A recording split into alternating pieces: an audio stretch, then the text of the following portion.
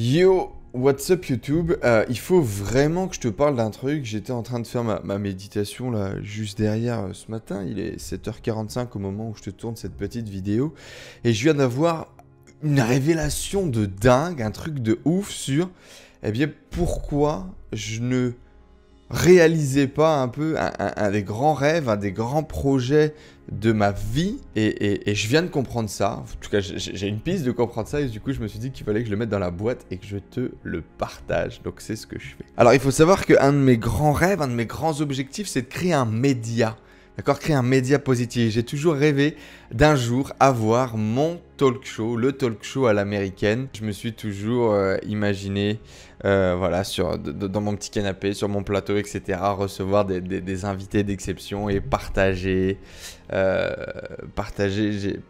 des bonnes vibes, partager des bonnes ondes, partager tout ce qui m'a toujours inspiré, tout ce que j'ai toujours trouvé incroyable. J'ai ce type, Steve, quelque chose dont j'ai plus le nom là, le grand black en costard, qui a cette histoire incroyable. Son storytelling m'a toujours inspiré de ouf. Et ce qu'il crée, l'énergie avec laquelle il crée. Bref, j'ai toujours trouvé ça dingue. Et ta possibilité de connecter, de créer avec des gens qui sont inspirants et puis repartager leur énergie et leurs valeurs, le faire avec ta patte, avec ton identité. J'ai toujours trouvé ça incroyable. Et du coup, c'est un des rêves que j'ai toujours eu, tu vois, dans ma tête, dans un coin de ma tête. Je me suis toujours dit, un jour, je vais créer un média positif. J'en ai marre de tous ces médias dégueulasses. Le monde va mal. La guerre, la misère, l'économie, etc. Et c'est quelque chose avec lequel je suis complètement en désaccord, si tu veux. J'ai arrêté de regarder la télé, j'ai arrêté de lire, j'ai arrêté de suivre n'importe quel média parce que c'est de la merde finalement. Parce que la seule chose que ça fait, c'est que ça te décourage et ça t'emprisonne et ça te libère pas, ça te donne pas de pouvoir, si tu veux, de suivre ou d'écouter ce type de médias. Et donc, je me suis mis à suivre d'autres trucs et avoir d'autres trucs, à développer mon niveau de conscience, à m'éduquer, à avoir des choses alternatives, à avoir d'autres choses, etc. Et je me suis toujours dit, et c'est finalement ce que j'ai toujours fait un peu avec ma chaîne YouTube, c'est-à-dire d'essayer de donner une autre alternative. Une autre possibilité pour les gens qui avaient envie de développer autre chose, de voir autre chose, de croire en autre chose finalement, eh bien qu'il y avait autre chose qui existait et qu'on pouvait faire autre chose, eh bien de notre vie, quelque chose qui te donne du bien, quelque chose qui te donne de l'amour, quelque chose qui te donne un peu d'énergie, quoi, tu vois, mais autre chose en avant que uniquement ce qui va pas, ce qui marche pas et ce qui fait chier, tu vois. Et donc j'ai créé mes interviews qui s'appelaient Rencontres avec les experts, dans lequel je suis allé rencontrer une centaine d'experts, d'entrepreneurs, d'artistes, de créateurs, bref, de gens qui ont décidé de vivre différemment. Et puis on a commencé à créer ce show. Et ça m'a emmené à faire plein de choses à la con, du type je viens dormir chez vous, etc.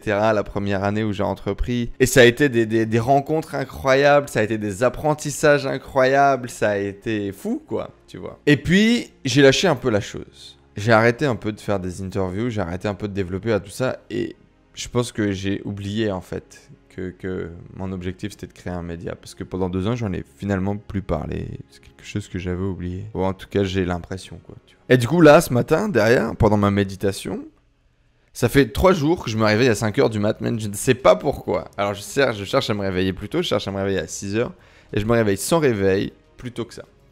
Et ça fait 3 matins que j'écris, que j'ai des visions, que j'ai des idées, etc., etc. J'ai relancé du coup le Super Enzo Show Interview, dans lequel du coup je fais venir des gens et on discute sur des thématiques, etc. J'ai ajouté, modifié une trame pour faire un truc un peu entertainment, pour faire des questions un petit peu différentes, pour amener un point de vue qu'on n'a pas déjà entendu, ou éviter de faire le truc un petit peu trop linéaire du mec qui vient, qui fait son storytelling et qui se barre, tu vois. Je voulais autre chose. Et je voulais reconnecter finalement avec ce partage, avec cette création, avec les gens. Et c'est chose faite, d'accord ? Et waouh, ça me rend heureux. Ça me rend heureux, je me sens bien, je me sens à ma place, je sors des interviews, je suis bluffé et j'ai appris plein de trucs. Bref, je prends du kiff et je reconnecte au live et je me remets à retrouver du contenu, de retrouver du plaisir dans la création de contenu.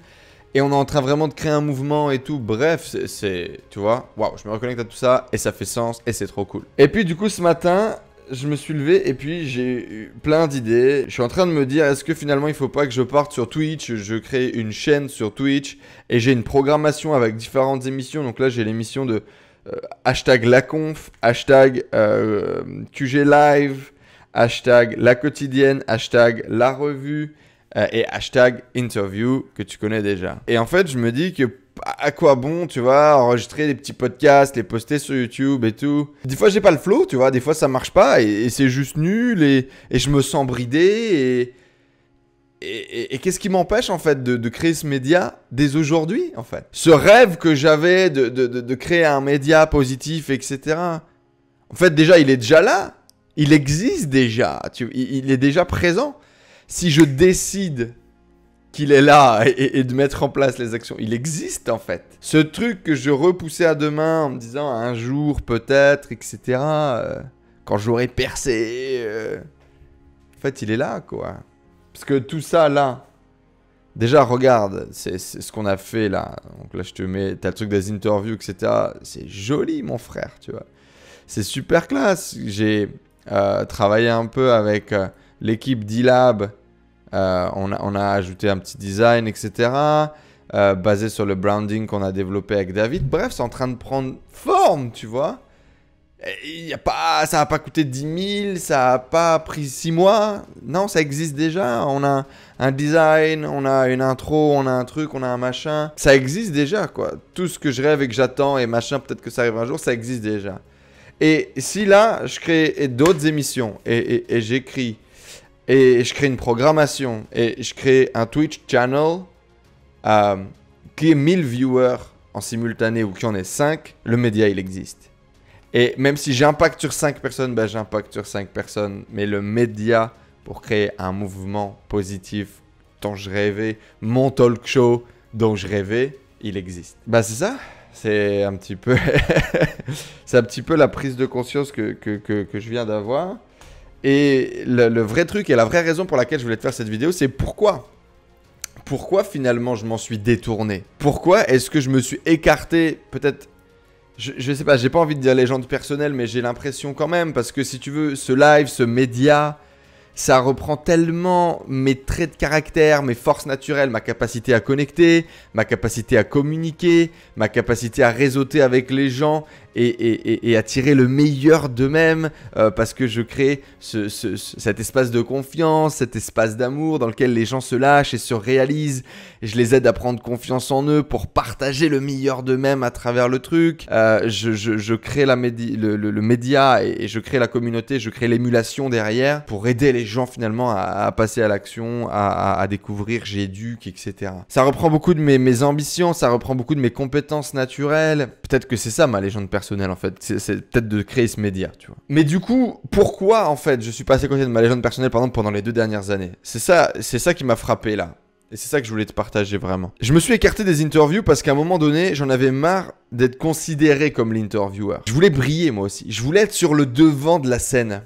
Parce que je pensais que en fait, si j'étais tout le temps caractérisé comme étant la personne qui interview, comme étant la personne de l'ombre, bah je n'existerais pas. Tu vois ce que je veux dire ou pas?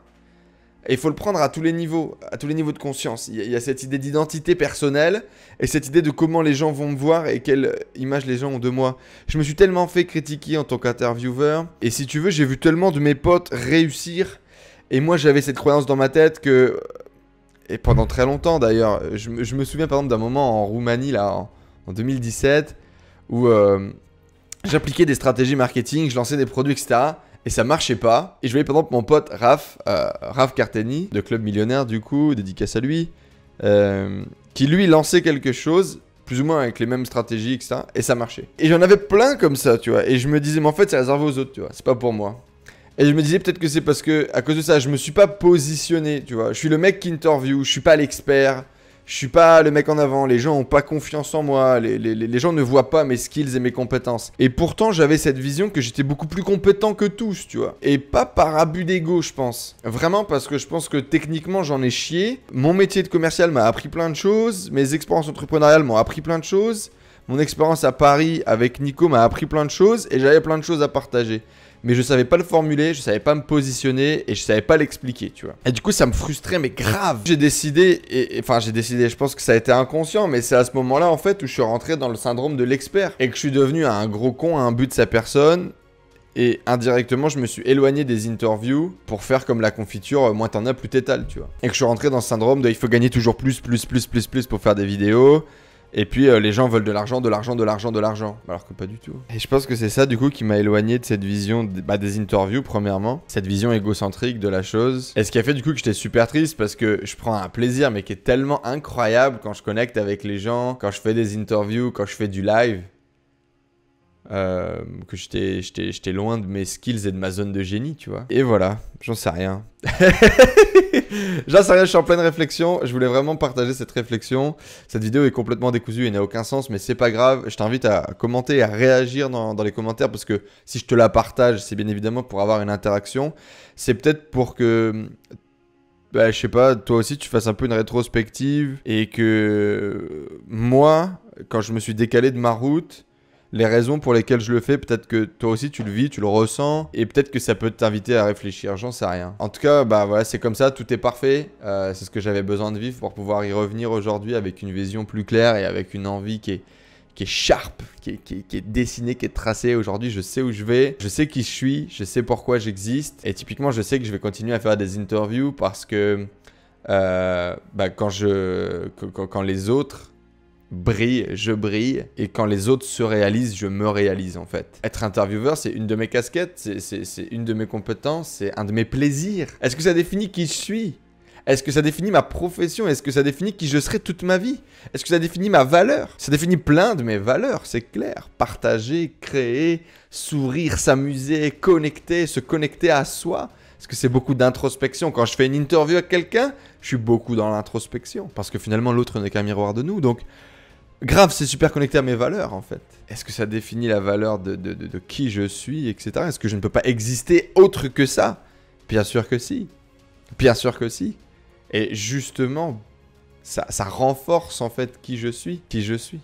Humble, qui part à l'aventure, qui partage ses expériences, qui grandit des autres et qui a plein de choses à partager aussi, qui a un point de vue, qui a des avis. Bon, ouais, c'était un peu la vidéothérapie.